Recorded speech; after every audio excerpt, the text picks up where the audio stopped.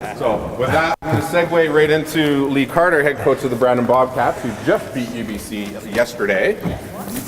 First time UBC's been beaten at home since 2010, so yeah, congratulations. Excellent work.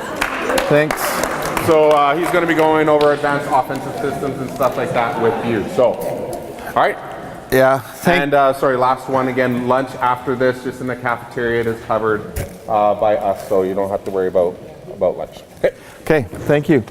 I don't really know if I should be doing this advanced offensive system since UBC held us to 1% efficiency yesterday.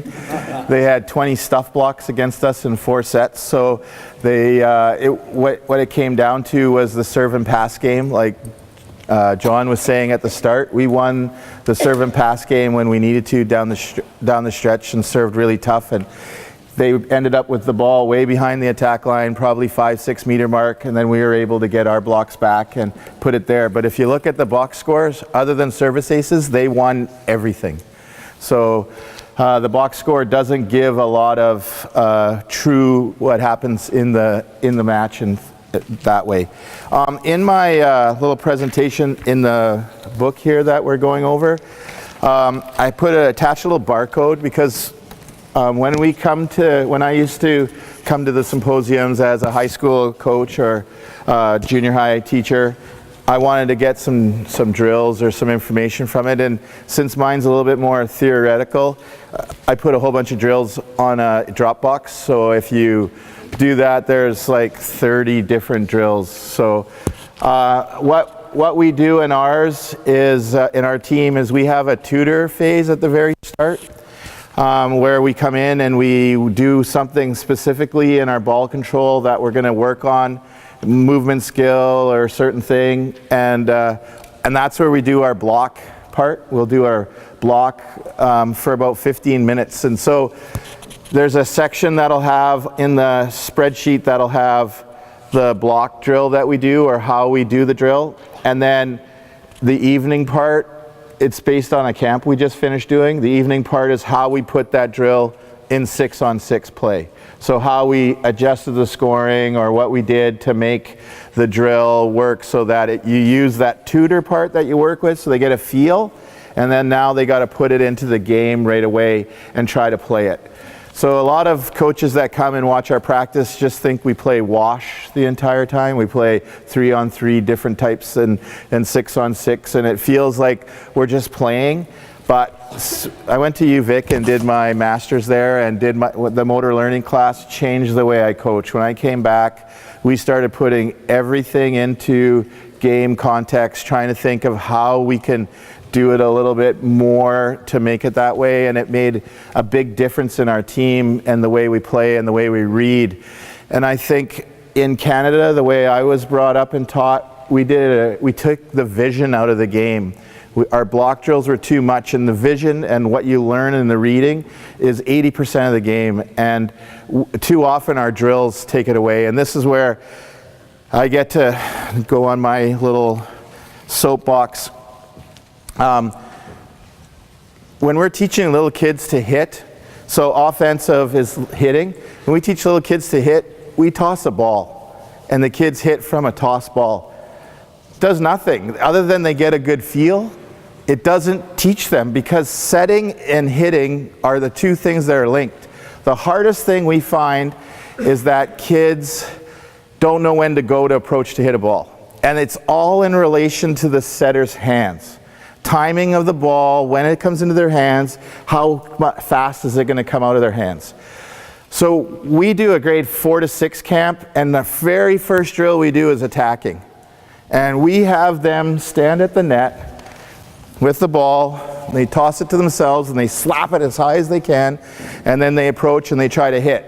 And that's all we do. And we just talk to them a little bit about holding their finish on their set so it comes out a little bit cleaner, and then they try to approach and hit. And then we say, all right, you're doing a good job, now try to jump with your left foot forward. And that's how we build it. And then after they understand a little bit of timing, and they're hitting on a hit net about that high, and they get a little bit of timing, then we will stop and talk a little bit about passing. And when we're teaching passing, we just say the ball goes where you lean. That's the only thing we say. And they've watched enough volleyball, they put their hands together in weird ways, but then they just lean. And the ball goes backwards, you can say, which way were you leaning? And they'll go, I was leaning backwards. Okay, well, you want the ball to go forward? Where do you lean? You lean forward.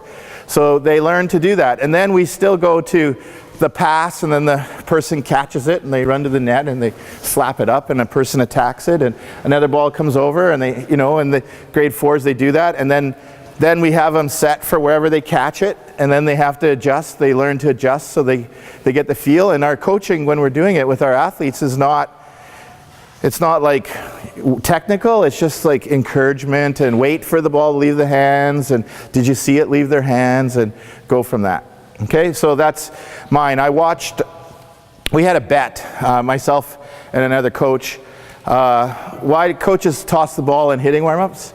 And they say it's to get more reps. So we bet. Last year at the U17 18s, we counted every warm-up that we watched when we were recruiting. The average person hit 7 or 8 times in a 4-minute hitting warm-up. And it was no different whether they went coach tossed pass to a setter, or if the coach tossed to the setter, or if the coach tossed the balls.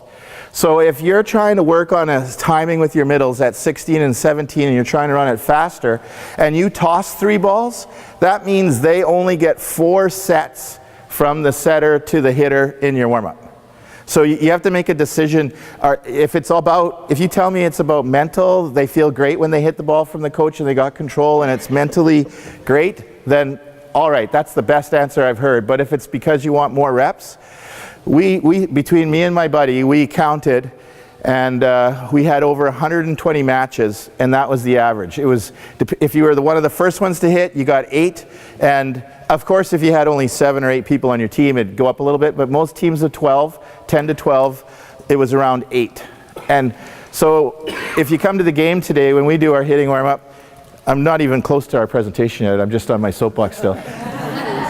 We serve right away. Our team goes back. We have our libero and our left sides, 2 setters, and they serve a nice easy serve, and we pass the setter and away we go.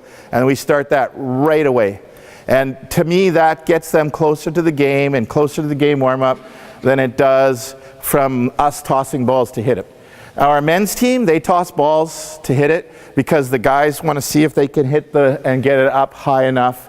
And that's a real big part of their warm-up, and they feel great about it. I would toss them over the net, so they could pull the net down and hit it. If that's what they need to do to be ready, that's perfect. But our girls' team, they want to have feel. Like, it's about passing, setting combinations, about not necessarily combinations, but the way it works together. Okay? Good? All right, there were some people that were, sorry I don't have lots of other technical gadgets. When I got invited to do this last week, we were in Kamloops and we got storm stayed. Well, not really storm stayed. WestJet just didn't have any planes. And so because they flew everybody out of Toronto, they bought extra planes, rented extra planes to get all the people that were stuck in Toronto. They didn't have a pilot that could fly from Calgary to Kamloops. So we get there at 5 in the morning and they said, sorry, no flight. So our girls team, we got flown to Vancouver Airport at 10 o'clock. We were supposed to be back in Brandon at 1, but we got flown to Vancouver at 10 o'clock, and we flew out of Vancouver at 8:30 that night to go to Winnipeg to get on a bus and go.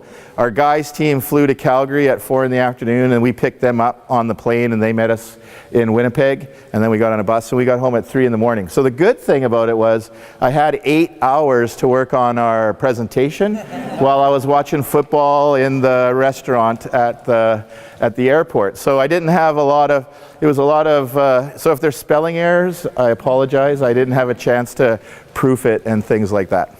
Okay, so the first thing about an advanced system, for me, anything to do with offense, you need to decide when you're in system and when you're out of system. And each coach has a little bit of a different idea. So for our team, in system, we want to run, it's like a 3-pass or 4-pass if you use that. We want to run the ball faster. We want to try to have speed to the outside. And to us, that would be one of the biggest things. And we want to get it flatter and faster, but within control enough that our hitters can hit it. So if we're out of system, then we want to have where we're behind the attack line for us. In system is inside the attack line. We will still run speed to the corners within the attack line. We can still force a middle if we have to. Outside the attack line now, it starts to get a little bit higher, and then we adjust what we're running when we're out of system. So as a coach, you need to decide when are you in system and when are you out of system. And then you're within those systems, then within that decision, you begin your offense. Does that make sense? Yeah. Okay, so for us, we talk tempo, the tempo of the set. So in my world, I've never played an organized volleyball game in my life, just so you guys get that. Like, I was a hockey guy all the way down, and I've learned through reading books and watching people and just grinding it out with as many coaches as I could when I was coming up through. So I heard him talk about things, and I didn't want to be that guy who goes, well, what does that mean? So I just kind of hung out and went, oh yeah, that makes sense. So I invented my own definitions for what happens. So when I talk about tempo, I talk about the number of steps you have left when the ball is in the setter's hands. So for us, a third tempo set is you're waiting, the ball leaves the setter's hands, and then you approach. So the ball leaves the setter's hands, you have 3 steps left, and you're able to hit the ball. Okay? So it's a high ball outside, high ball back row, high ball right side, you know, those kind of things. And it's easy to teach. So we had some volunteers, some people agreed to come help demo, I was told. Anybody know that they were part of that? Yeah, anyone?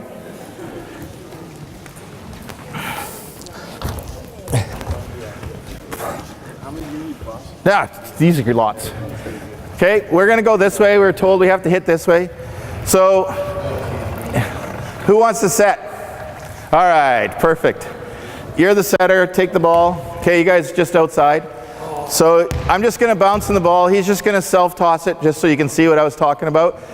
You have to wait and see the ball leave his hands, and then you'll have a set. It's going to be a nice rainbow kind of thing. So, wait for it to leave the hands, and then go hit it. Okay, so 3 steps left. All right, go ahead. Self-toss set. Boom, here you go. Self-toss set. And then perfect. Okay, they got 3 steps left. So it's ideal. It's like you've done this all your life. Okay, now we go to a second tempo. So now we're in system and we want to get going. And the second tempo is flatter, and it's different between guys and girls because guys can get up there and they can cut a ball off. So the ball is shot out and it comes through the hitting zone and they can cut a ball off.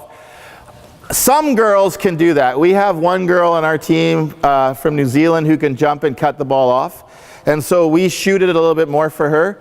But our other left sides don't jump as high as her. So we need to have, on our side, the ball drops inside a little bit, trying to eliminate the antenna so it's flat enough and fast enough so that they can cut the ball, they can get the ball in here. So that's the difference in genders. Guys will shoot it through. So now we want them to have done their directional step because they know that this ball is going to be somewhere in this hitting zone. That's what we're trying to do on a second tempo ball. So they've already committed 1 step before the ball enters his hand, and then they just have their last 2 as it goes through. Okay? So it's a second tempo ball. I'll just toss it to you now. Okay? So ready and go. Okay? It'll be a little quicker yet. Okay? Here we go. And go. A little quicker yet. So ready and go. There we go. Okay? Wait. You got to just now waiting and go. Okay, good. Okay, there. So they're beginning their approach on their second tempo ball. So that, and the same thing on right side. We want to run a quicker right side. So they've begun their step as the ball's coming down into the hands. Okay, On a first tempo ball, it means you have 1 step left. It's not so we'll do it like a 31 for right now. It's a slower, it's still a little bit because you have 1 step left. You're going to be going, so you've got your left, right, and as ball's entering their hands, you're about to jump.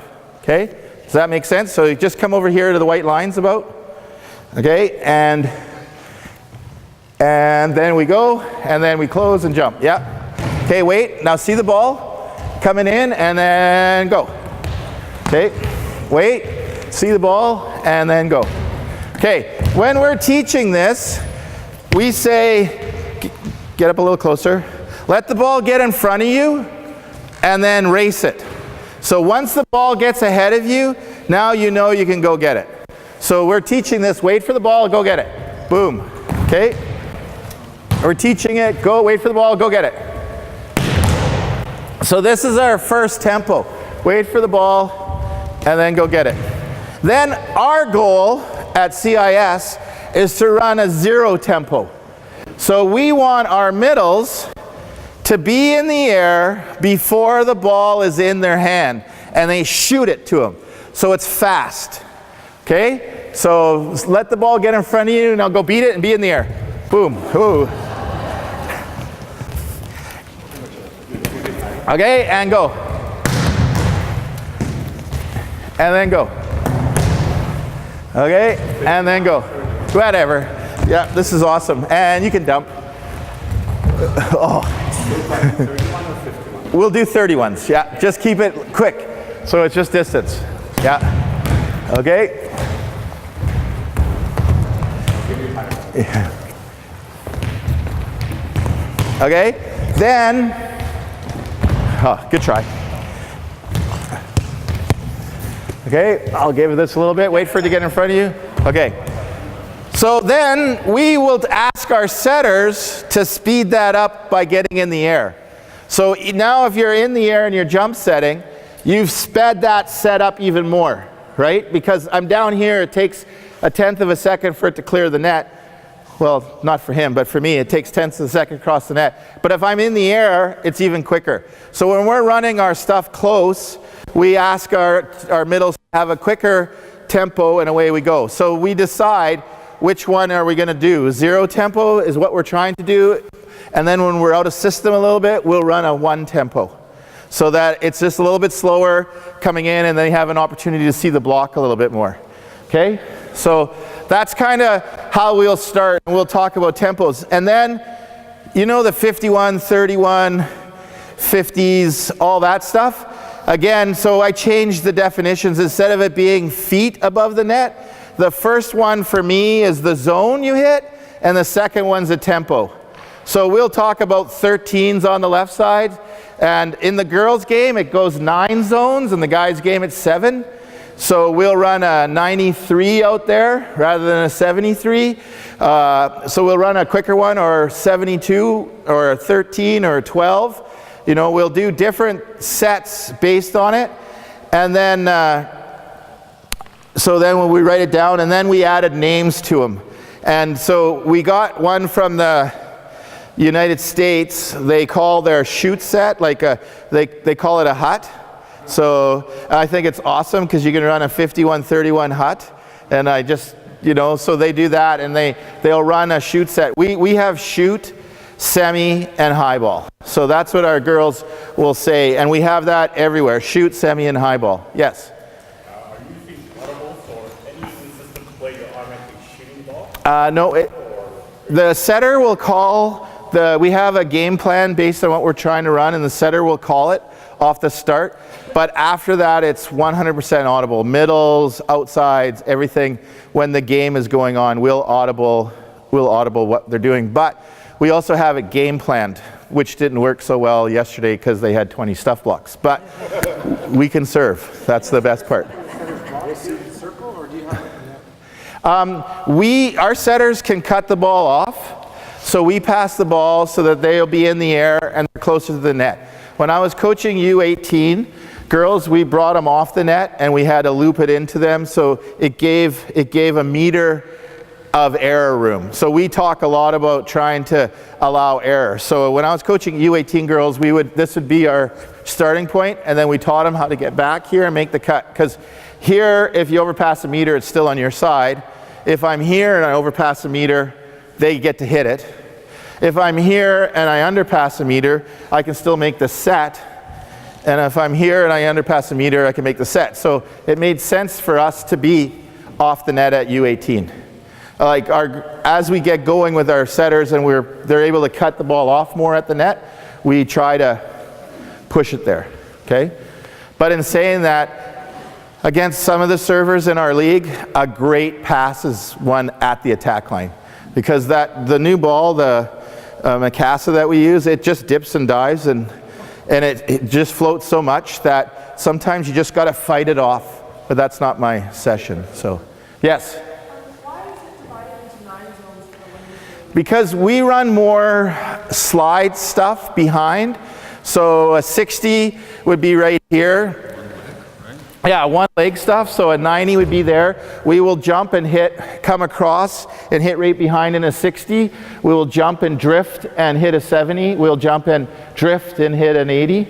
So we have more drifty sets because of our stuff behind the setter. And just what the national team coach told me.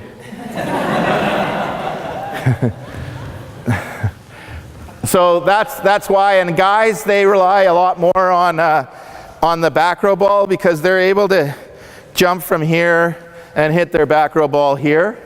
And you're able to see a lot of, like in the men's game, they put most of the time they'll put their most dominant attacker in back row right side because it doesn't allow, their middles have to honor both distances. In the women's game, Lisa Barkley, Rachel Cockrell,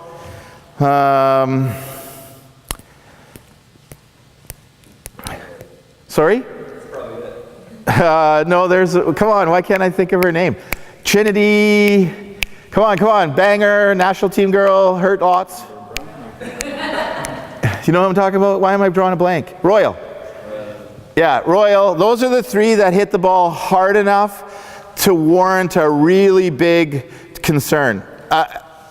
Texas had a ton. If you guys went to the NCAA, like the Texas players, they had a whole bunch of people that could hit that ball with some pace. But other than that, for us, those are the 3 that we game plan a back row against. Other than that, we just have a general system. So in the girls' game, the guys' game is built offensively up and down. They're trying to create timing issues. In the girls' game, we're still horizontal and we're trying to create space. Does that make sense? So the guys would run a 51 and then they'll set a quick pipe right over top. So now the middle's decision is, do I go with the middle or do I wait and go with the pipe? They have to make a decision. They can't do both. And so they have to game plan and try to decide which one. And a lot of times they will tell their blocker to wait and try to just deflect the middle and then go on the pipe. You know, so it's different. But in the girls' game, we're trying to make blockers make decisions on who's blocking where or how. Okay? Are you guys with me? Okay? So if I could have 3 blockers on the other side, please. Okay, so in a bunch block system, so if you can just step out a little bit more. Sorry, I don't know your name. Just can you go to the edge of the circle? So in a bunch block system, people who are bunch blocking or swing blocking, their middle blocker does not move. Okay, can you go to the antenna? Can you spread out a little bit? In a spread block system, the middle blocker follows the middle.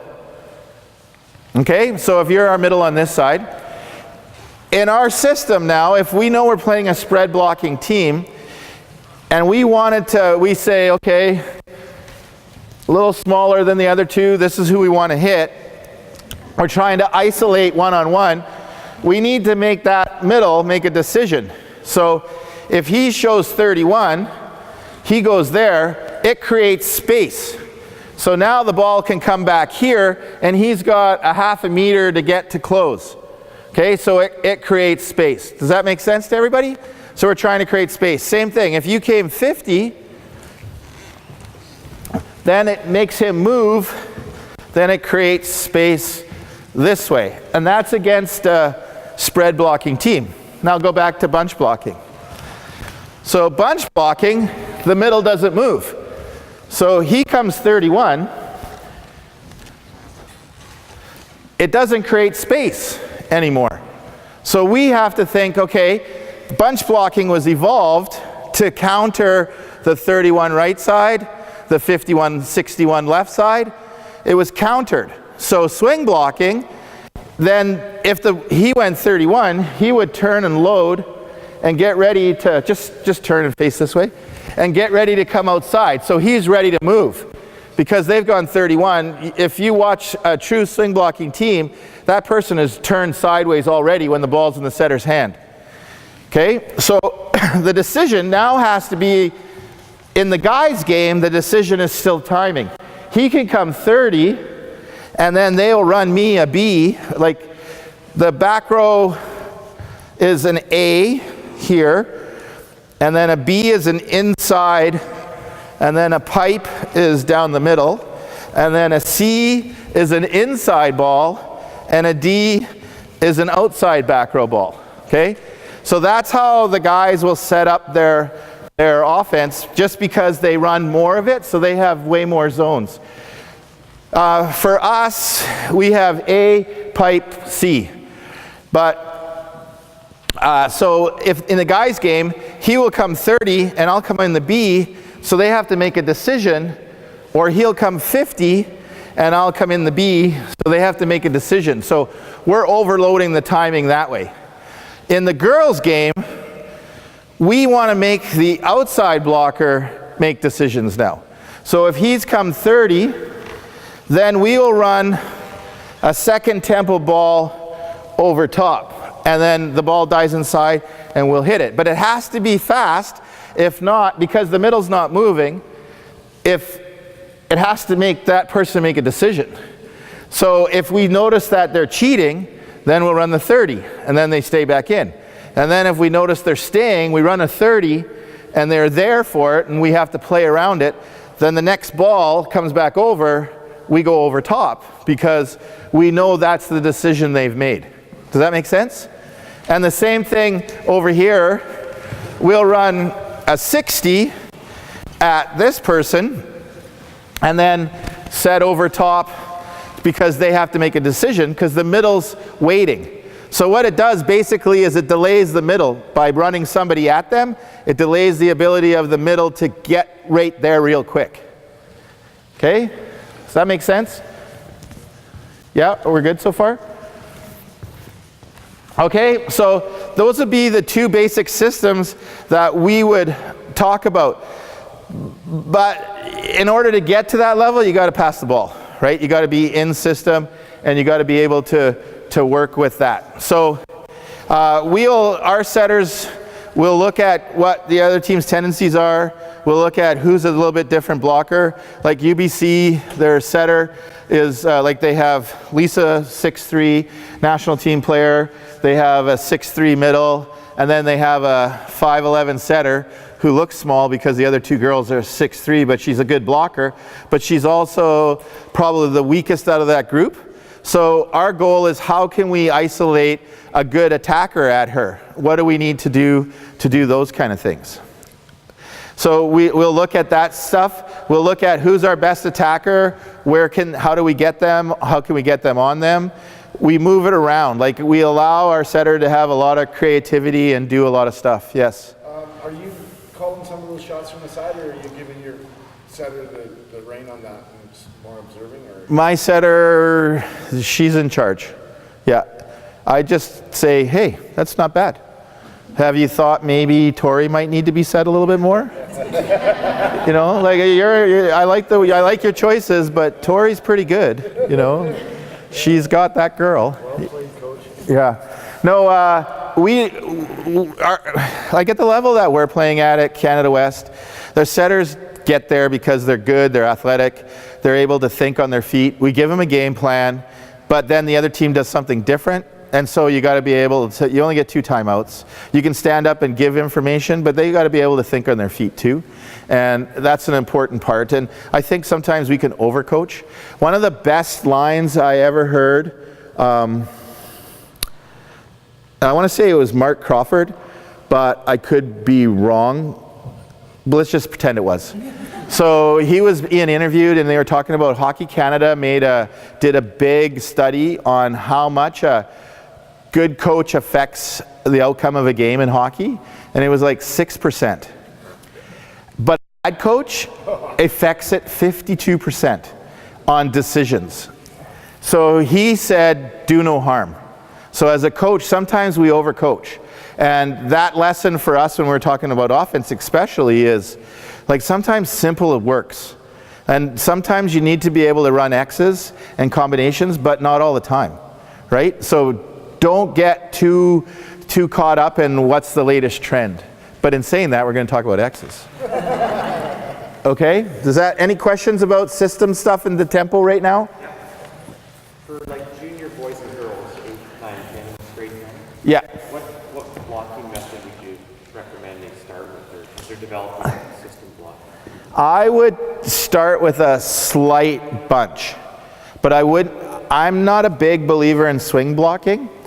I'm a believer in you need to be square. And the idea of that swing blocking at first was thought to be faster, but it's not. It just gets you a little bit higher. And in the women's game, it gets you 1.5 inches. Now there's people internationally that'll get 4 inches off of it, but for us, we get 1.5 inches. So I would rather have them square to the net and being in a good blocking position than to be in a rotating swing blocking. And so we would start in a little bit looser bunch because still in junior high, most of the plays are within just like a step outside those white lines, right? Like most of the balls fall inside. So we'd start in a little bit looser of a bunch, and we would teach them just your little shuffle hop movement, and away you go. That was pretty good. I'm going to be hurt. So we just do a quick 3. We just do a quick 3, a shuffle and a hop, and then they're able to go and they're square, and it's pretty quick. Okay? And our middles, we always teach the short jab to get going, just like a race, so they go forward and then get longer as they move, rather than a big first step and have them totally lock in this heel and away we go. Okay? Are we good? Okay, so X plays. So traditionally, the idea of the X is to create space. So if you guys come onto this side, and we'll just run some X's. So the first X that everybody traditionally runs is the right side X. So what happens is the middle comes 51, so they're coming on a first tempo ball, and the right side comes and hits the second tempo ball, like a 52, or if I was U16, it would be a 53.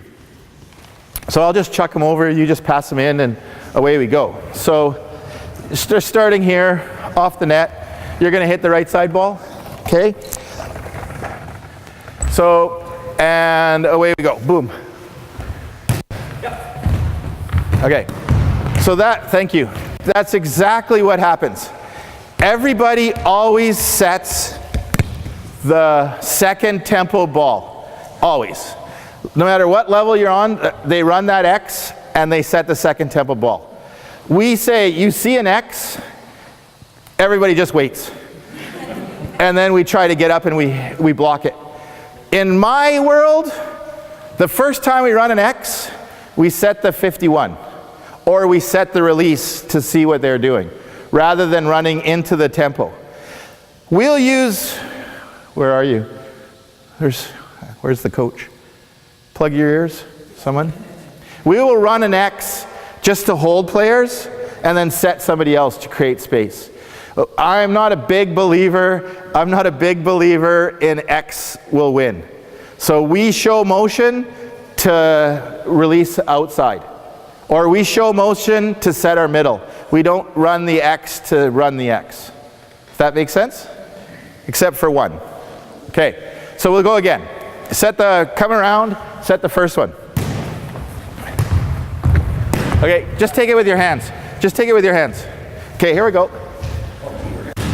Yeah. Good. That's good. Ready? Here we go. Come down. Boom. Okay, so it's a second tempo. The second thing we do is we, football terminology, so if you go there ready to hit, can you go back and be ready to hit? Can you come a little closer? So you're hitting a 51. We eye up. So we try to get our player to kind of hide behind them. So it's like the I formation. So now they can go this way still, and they can hit off of one foot if they're right-handed, or they can come around and go this way. So they're in, we try to get them to come in and hide rather than coming across. Because if they just come at this angle, it's really hard for them to hit that ball back. Okay? So, ready? Here we go.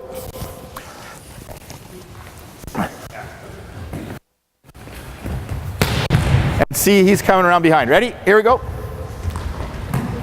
Perfect. Okay? So that would be your traditional right side X.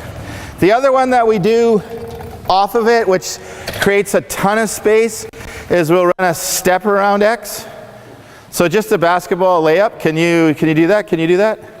Not since you 14. So it's just about, you can just start at an angle and just go. You don't have to loop. Yeah, just like that. Okay, so it's the exact same thing. He's going to goes first, you come around and go second. So here's the first ball. Wait for the ball to get in front of you and go, yeah. Okay, so we'll go from there, we'll run a step around X, and the reason that works so much, is this is a little quicker, and this player has to go with them. If they don't go, then they're one-on-one, and that player has to stay and honor the second ball. So the step X creates a little bit more one-on-one. Okay, then the other one behind that I like is we'll run a 61 with the right side. So you'll come in really quick, and then you'll run a slower step around. Okay, so you go first, you go second. So here's the ball. Okay, he comes in quick, and then they come around. Okay, so this usually freezes, this 61 usually freezes this player. So we go again. That 61 usually freezes this blocker, and then a pretty good turtle, I'm getting good at this. And then the left side goes the other way, okay? So that is one of the ones that we'll use once in a while. Then we'll go, you can be the left side. Okay, you're still the middle. The left side X is 31-52. So the 31 brings two hitters this way, and then you'll slide in behind and hit a 52. Okay, so it looks like that. Yeah, 30.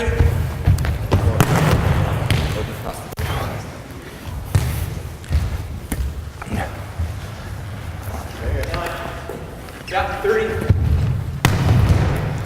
Okay.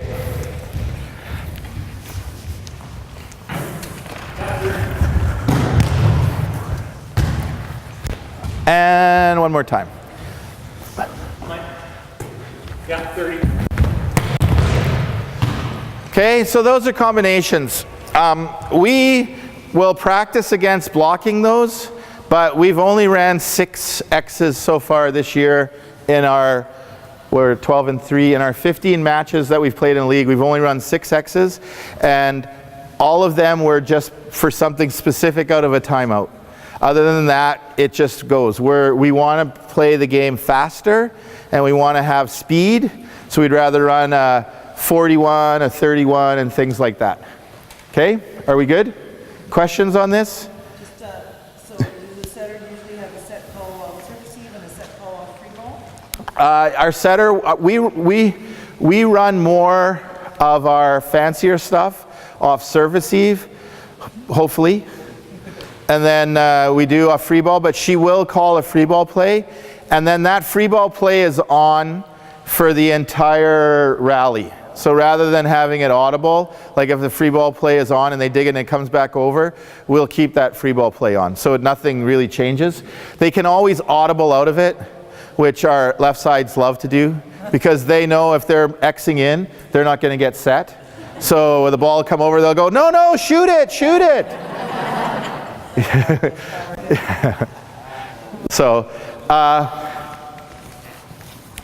that's kind of that's the basic X stuff.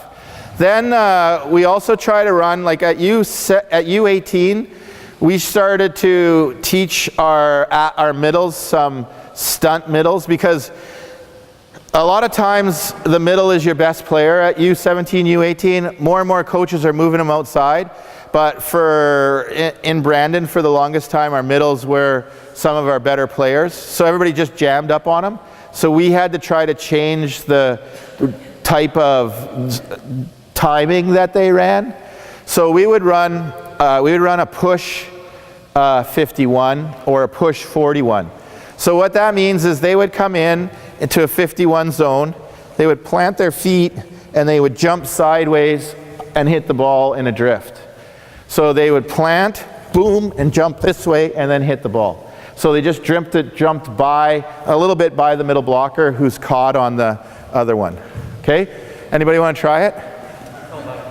You call that a hook? Okay, ready? Here's the pass. Yep, push it across further. Yeah. He's going to jump 50, and you're going to throw it through his shoulders. Okay, here we go. Go, go, go. Push. Yeah, even further. Okay, here we go.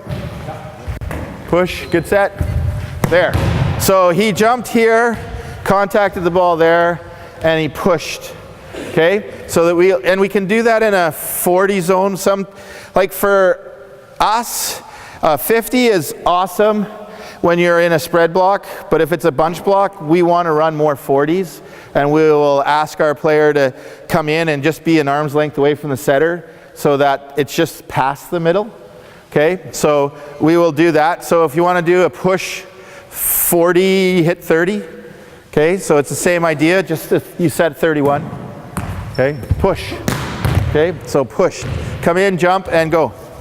Okay, and then they come in, jump, and go. Okay, so anything drifty that way works really well, but it takes some practice. The other one that Manitoba runs, which the first time I saw it I went cool, and again it's something that they used to do in the 80s, is they'll come in and they'll pump 31 and then hit a step 52. So you'll come in, pump 31, so come in, pump 31, and then come back and hit a 52, yeah? But it's a little bit less of a delay on that. Just comes in, yeah? Just real quick. So you're just setting the ball a little loopy to him. Okay? So away we go. The ball's in. I'll get closer. Foolish. Okay, here we go. Ball comes. Yeah, 30. Okay. And again. Just like that. So they come in and they just pump, and then their way they go. And that what it does is it creates them, if you're running it fast enough, they're like, whoa, where did that come from? And then away they go and they hit that ball. Okay? Questions? There's one more. They call it, I think, Russian. That's how we call it in Poland. Yeah. It's the same thing that you Go.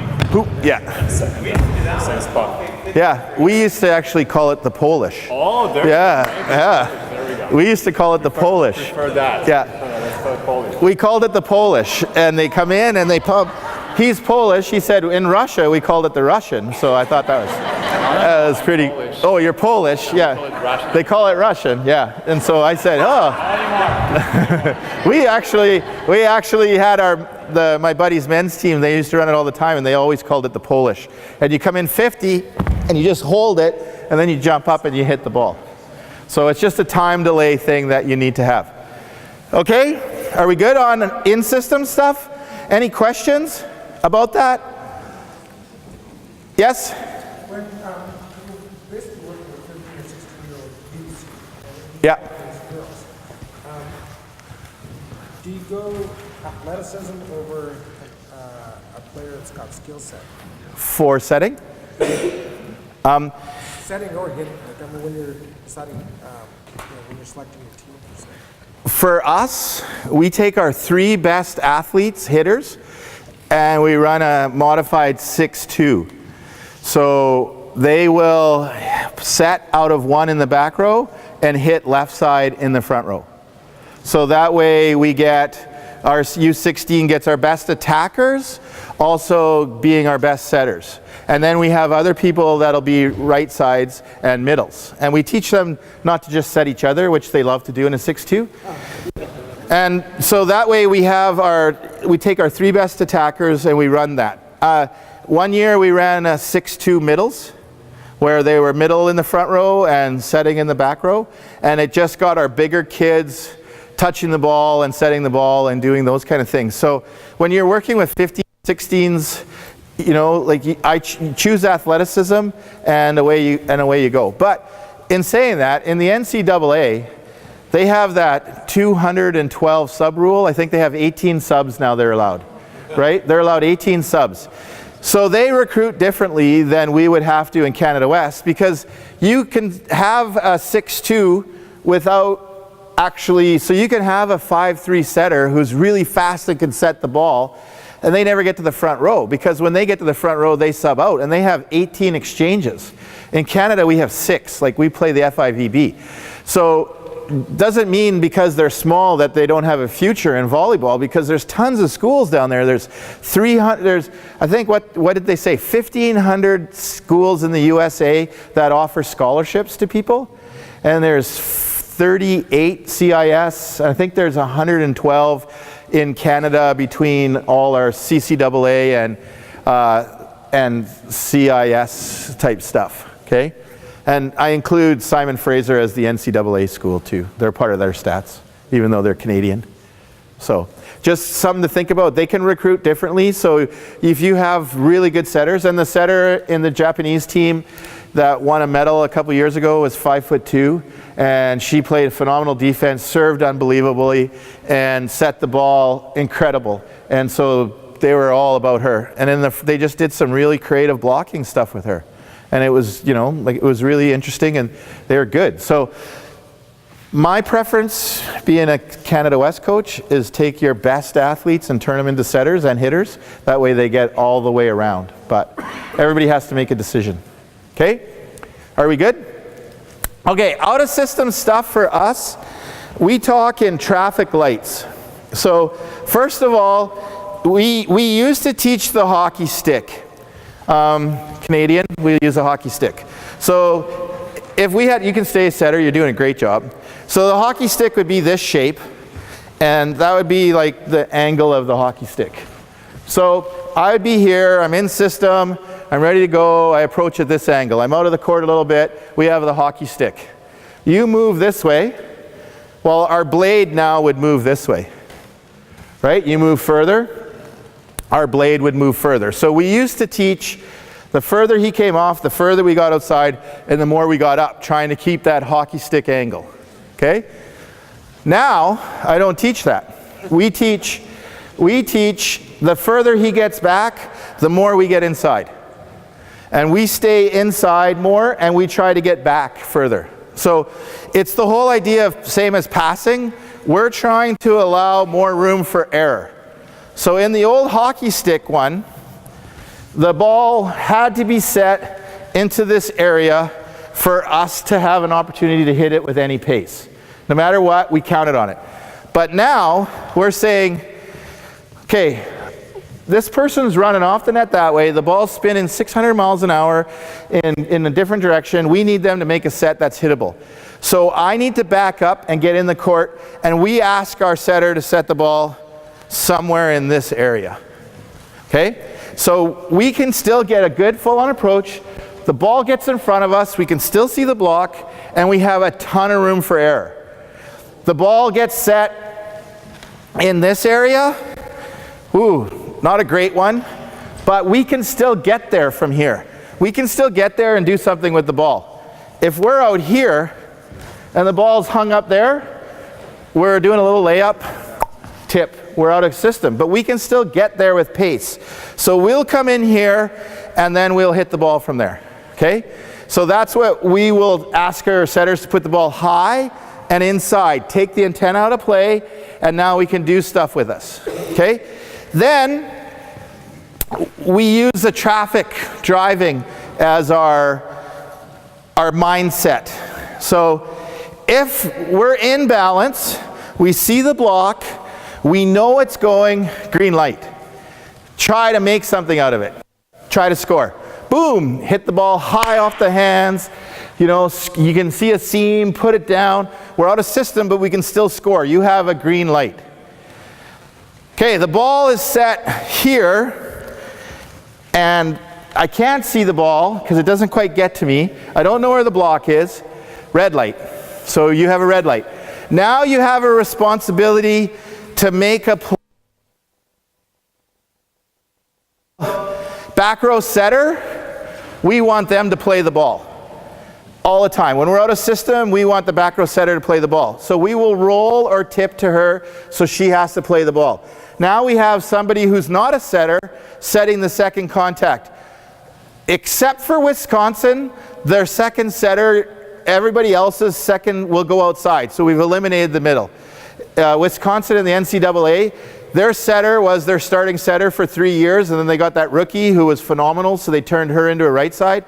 She ran their step faster than the actual setter did. So whenever anybody tipped to the setter, the ball came to her, and woo! The first time they did it, I went, oh, wow, that's awesome. But you have to train that. So everybody else will either have their libero take the second ball, or they will have a middle take the second ball. Some people still have their right side. But we were playing University of Manitoba, and Ashley Voth was a national team player, and she was their right side player. When Sam Lone would dig the ball, Ashley Voth was their second setter. She's the best hitter in Canada at that time. That's a no-brainer. We get rid of the best hitter and their setter, we just tip the ball. You know, they dug it, she set it, we said, you guys try to beat us. We had no other game plan. We didn't swing hard. Anytime we were out of system, setter played the ball, Ashley was second. It made total sense to us. Played them in playoffs, all of a sudden their middles were setting, and Ashley was getting the ball and they beat us. I shouldn't have brought that part up, but yeah. And they made adjustments. So we were sitting there going, this is a no-brainer. So coaches will have their middles set the second ball, because that way they still have to make them read. So we got a red light. So if it's a back row setter, we want the setter to play the ball. If it's a front row setter, we ask our players as much as they can to make this left side come in and play the ball. So now the left side, who's probably their best attacker, has to play the ball, get outside, or do something different to try to make that shot. So we've taken out a player, or we've made it really difficult for her. So we've gone from a situation where we shouldn't score to maybe getting the ball back in a situation where we can score. So we ask them to make a tip there, hit a roll shot there, hit a cut so that they have to come to play the ball here. Anytime a player plays the ball close to the net, they bring the ball back off the net. So now the setter is coming off the net, and they have to make it's harder for them to run the middle. So we ask them to do something that involves the left side attacker as much as we can. If they're in a situation where they can't, then we want the ball to go deep 1 or deep 5. Those are our emergency red ball plays. Okay? Then we have a yellow light, which is just like driving your car. We're coming up, light's turning yellow. I'm going to turn this into a green. And they go through. They get the ball, it's yellow, not really ready, but I've got a little bit of a mismatch on this setter. Bang! They go after it. Or it's a yellow light. They're not really ready. We have Rosie, who's stuffed us 8 times already in a row. We're going to protect it. So they have to stop, put the brakes on, make a better play. So we have vocabulary now with our team that we can say, okay, yesterday we were down a lot in the third set, and we were able to say, we need to turn more yellows into green. We're playing too safe. And the girls understood our conversation. Or we got going and we were able to say, whoa, whoa, whoa, way too many green lights going here. We need them to have to earn it. Start turning a few of these into red. Let's make whoever work. Let's make Lisa work to get her kills. Let's make, you know, Alyssa work to get her kills. Those kind of things. So we have a vocabulary that we can work with the girls on red light and green light and then the yellow light. And we'll do that out of system stuff. I myself think the back row ball is used in system. If you use it out of system, you narrow your ability to do things with it because the court comes here, they can put 2 blocks in, and they can funnel you. I don't like a pipe out of system unless it's an emergency. We would rather have the ball go high to the left side or high to the right side. Our right side will do the same.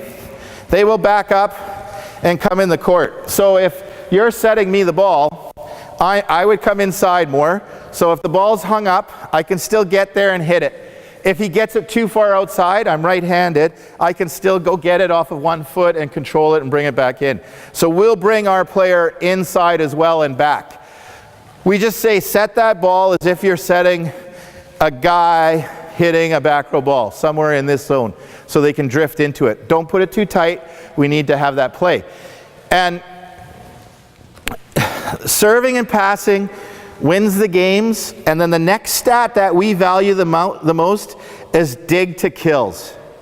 So we keep track, instead of just digs, we keep track of how many digs to kills we get. So that way we can say this is what we're trying to do rather than having it just a dig. So it's a dig to kill, a dig to a continue, or a dig to an error. And those are our 3 dig stats that we keep so we can show the players what's going on. Because a lot of players will get digs and they'll get a point on a stat sheet, but they're not really making a positive influence in the dig. So when we spend a lot of time on everybody setting the second ball out of system, a lot of time on people hitting that second ball out of system. Okay, so how do we train it? So we'll start right away with our first. You'll just toss the ball here to your self-toss. You guys will just hit left sides. Okay? So just self-toss, just like a normal in-system ball. Self-toss, you know, we'll go boom, and then this will be a little tutor warm-up. We'll just do a 3rd tempo. Okay, here you go. Just do a 3rd tempo, good. Okay, yeah. Self-toss it to yourself. Away we go, we hit it, so they're all in that system. Okay? So then we work on coming off the net. So you'll start with the ball. You'll just be back behind the attack line. So you come block. And then you have to get off the net. So block and get off the net, open up, get an approach, and then see it coming and then go hit it. Okay? So we're trying to do. So he has to find the setter, and the setter will adjust where they want to go. They can go back further, so then he has to back up more, come in more. They can come in closer, so then he has to go outside. So they'll try to, as they're turning, they're looking for the setter. Okay? Go ahead. And then we go and we hit the ball. Okay? So then the next one goes, and you could go wherever, try to find it. Okay, so we would have 2 lines of this. We'd be doing this on the left side, we'd be doing it on the right side, be setting, alternating, and we're going. Then we would go into making it game-like now. So if you could set and if you could pass for us just in the back court right now. Okay, so your job is to vary where you put the ball. Your job is to block, jump, even though you're not going to get it, and then land and get out and try to figure out where you got to be for your approach. So away we go. Okay, go again. That was so good, you get to go again. Okay, open, turn, look, sets it up. Okay, now make this one really bad. Okay, go, it's way off the net, way back, let it get in front of you, let it get in front of you, keep it off the net, and away we go. And we would do that, and then we would evolve that so that now a ball is being, so we'll be here, I'll set you right side. You're just gonna roll it to the back row. You're going to dig it up, and then we're going to continue the drill. You're going to block it off the net, and away we go. So I'll just set it. That was awful. Okay, go. Okay, back, back, back, back. Adjust your approach, and then away we go. Ready? Go again. Sorry about that first set. Oh, you're trying to hit it to him, right? Trying to roll it there. Okay, good. Go.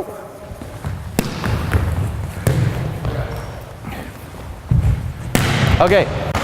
So we've done that, we've introduced it, we got it. So the next day, we're going to come in and we're going to be involved again on out of system stuff, but now we're going to try to make it a little bit better. So can I have, can you go back row and play in 4, and can you play in 1? You guys stay there. Can I have 3 more volunteers who want to come help with this drill?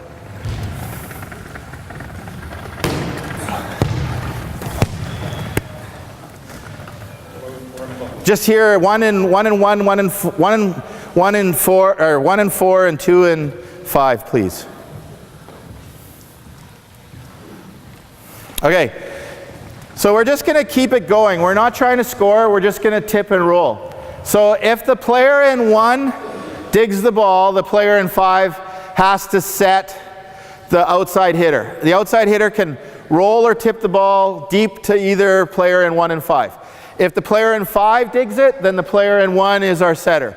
Okay? And we just try to keep it in play. Our goal is to get, we would say, 10 overs or 25 overs or whatever level we're at. Okay? So the first ball comes in, pass it, next person sets it. No, you're a hitter.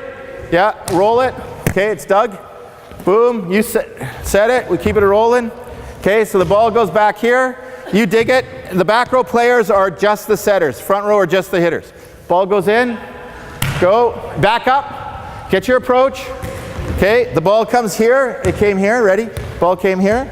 Oh no. Okay, try it again. Ball came here. Set it. Okay. Dig it. Go, go, go. Yeah. Now roll it. Tip it. Okay. And then we'll get going. So our goal is to make this cooperative. And we'll now try to get 5 in a row. Okay, just waiting. Okay, dig it, go setter. Okay, and then when we get, okay, we'll go again. Here we go, perfect. We're getting the idea of it. Roll it, here's the ball, dug it. Okay, go setter. Okay, get your approach. So get your approach, back off the net, yes. Roll it. The other kind of roll it, here we go. Ball control. Okay, get your approach, let it get in front of you. Good, go get it. Get back. Get back, get back. Get back. Go ahead, keep it in play. Okay, so you get an idea how it would work. And then we go from there. You could have your front row right side set if that's your system, but for us, it's our setter and our libero. So our front 2 are backing up. Then we will rotate every time the ball crosses the net. So we will do it so that they're moving more, and we'll rotate every time the ball crosses the net, and we'll still have, so you need to know who it is. So our setters are hitting left side, our liberos are hitting left side, our liberos are hitting right side. Everybody's jumping and swinging and ball control at the start. And we can use their ball control to work on movement. So the movement we're looking for is to jump, open to the court, run, get off the net, create space. We say off before out. Those are our key words whenever we're trying to do stuff. Out of system, if our left side passes the ball here, boom, we want her to get off the net before she gets outside. Too often they're just running to get outside and they don't give themselves other than that. So we say get off, at least get as far as you can, and now you got options. So we say off before out. Okay? Thanks. Yes? What are your other players doing while you're running that drill? Well, we have 2 courts. So, yeah. Just rotate girls into the back right. Yeah. If you do the rotation. We do full court rotation where we'll have our setters setting in 3. We'll have our setters setting in 3. We'll have our liberos in 5 because we have 2 liberos, but it could be, you don't have to. And when you hit, we have 14 players, so a player on either end out. And you fill in 6 to whoever hits goes up. Setters just stay. And they just ball control. So I'm in 6, he hits the ball. Our player, our setter would stay, so I would go directly from 6, or setters in 3, sorry. I'd go to 1, then our player in 1 would go up, and away we would go. Same thing on this side. Because we have our libero in 5, if he hits the ball, I would go directly to 6, and the player waiting off would fall in. He would hit the ball, run to the back of the line, come in 6. And we try to do it continuously. Our goal at the start of the year, we were trying to get 25 in a row, and it was really tough. Like, it was really reaching for them, and we never made it at all in September. We put the drill away, We came back and we were getting ready in November, and we brought the drill out, 57 first try. Just understanding the movement skills, everything from there. We're not hitting the ball. Like, it's not like we're just putting the ball in play. We're just rolling it. We're working on what we're trying to do. So we use our ball control to help initiate footwork, the concept of what we're trying to achieve, and then we put it into a game situation, and then we have them go after it. And we will play this one, the 4 that we have. So we'll say that after they get warm a little bit, the ball needs to cross the net 3 times, and now swing to win. So the ball crosses the net, kind of like the old ping pong, 1, 2, 3, and then you play to see who gets served? Or was that just me and my buddies? So we do that, 1, 2, 3, and now you swing to win, and everybody's competing. Then you rotate, and then it starts again. 1, 2, 3 continuous, then you swing to win. Okay, does that make sense? Any other questions? It was just like, I felt like I was rambling the whole time. So, anything else? Anybody? Nothing? So since this is the first time I've ever been asked to present in BC, and I know people are going to be coming out to watch, I thought we should get more than just that Go Bobcat stuff going. Anybody have an iSkin or iPhone 4 that wants a skin for their phone? I got 4. So here we got 1. You helped, so we got 2. We got 3, and we got 4. Sorry. So then I got some... So now I got Volleyball Canada. I get to work with the national team in the summers, and that's awesome. So I got a couple of Volleyball Canada stuff. I got a large t-shirt. Anybody? And then I have... and then I have one of our team ladies warm-ups, so we'll do that. Oh wait, I got more. I got another Volleyball Canada large, and then I got another Bobcat ladies.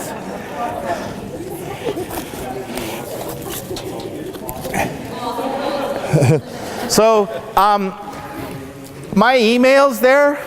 I love talking volleyball. And if you have any questions or whatever, drop me an email. It might take me 2 or 3 days to get to the point where I'll answer it, but I promise I'll answer. Just put like BC Symposium in the title, just so I know. We get a lot of emails that come through that you open them, they're volleyball related, but they're just selling stuff. So I will, like, if the barcode doesn't work, I'll email you the form. If you have questions, please email, phone. My phone's on the web page, and it's like I said, I love to talk volleyball, so please, ask questions, and if I'm wrong, I'll find out from somebody. My last advice I would say to everybody is to get a mentor coach. So, like, I'm privileged to be able to work with the national team, and Julian Boucher is our technical director, and he's a phenomenal mind. He's the guy Glenn Hogue goes to talk a little bit about volleyball, and so I'm able to bounce ideas off of these guys, and it makes it feel good. Ryan Hofer from Trinity Western and I, after we play each other, we go through our game plans against each other to try to make our teams better, because it's important that Canada West keeps winning. So we will go through, but not before, after. We will talk about what we did and what we thought about each other's teams. I did it with Montreal. We were in a tournament in Barbados. I know, tough one over New Year's. But we sat down with Montreal and we went through our game plan against each other and what we saw each other's flaws, and what he said really was exaggerated in our match against UBC. Like, they totally controlled us for 90% of the match, and they just broke down in serve receive at the wrong time. Thank you. But other than that, they played a really good game, and it's awesome for us to win, but we know that they're going to come back and fix that. So we need to make some adjustments on our offensive stuff. So yeah, so thanks everybody, and hopefully it was good. Yes? You said that you've never played like... I've never played an organized game with a referee and a whistle. So the question is, what do you can really say that took you from being like amateur of, when it comes to knowledge, to the high performance level that you are right now? To be honest, it's time. Like, when I was I was a hockey player, 180 pounds, and gritty. And then I started coaching, and I lost a game to a guy who knew more about volleyball than I did, and I swore that would never happen again. So I went to a coaching symposium, and I met some provincial team coaches, and I begged my way into their summer. Don't pay me, I just want to hang around, I just want to throw balls in. And Rod Durant is coaching at U of C now, and Dale Johns is assistant coaching at U of A, and those are the two guys. And they're younger than me. And I remember saying, we were there in a school in Lacombe in Alberta, sleeping in the library, and the kids were sleeping in the gym, and you know, it's U16 boys. I got a great drill. And they were talking away, and I go, I got a great drill. And they stop.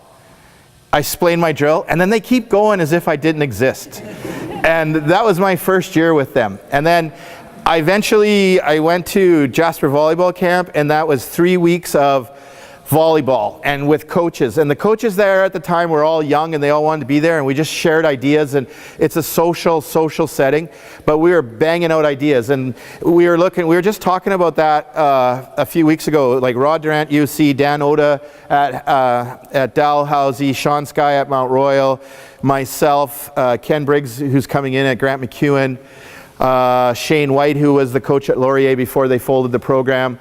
Like, we ended up having 9 CIS coaches that were there for those 3 weeks, for 3 summers in a row, doing volleyball 9 hours a day. And then I coached, because I was in a small town called Strome. You guys heard of it, in central Alberta? 80 people. School had 110.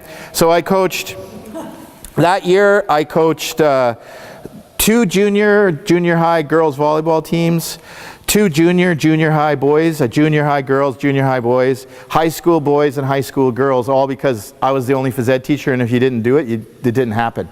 So then I started really being immersed in volleyball, and that's what did it. It takes time, and that's the same thing about motor learning. It's how you play, and the people who played a ton, they get better at it. And the same thing, if you coach a ton, you get better at it. Or if you think coaching, you read coaching books, you think about, my family think I'm crazy because we'll be watching a movie and I'll be writing it down because I want to use it in a clip in a video.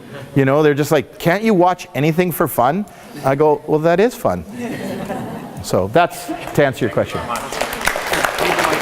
Yeah, I'm not going to take it.